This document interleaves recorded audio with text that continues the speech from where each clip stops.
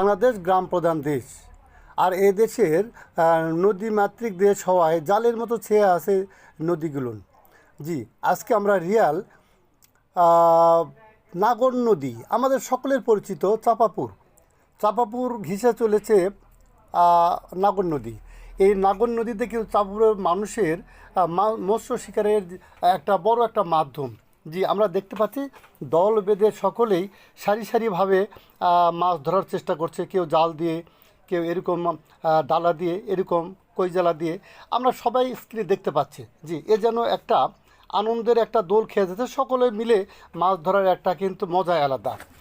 আর টাটকা পানি পাওয়ার কারণে মাছগুলো কিন্তু আরও পুষ্টি স্বাস্থ্য এবং পুষ্টি পর হয়ে উঠেছে, যা মাছগুলোতে দেখতেও অনেক সুন্দর লাগছে।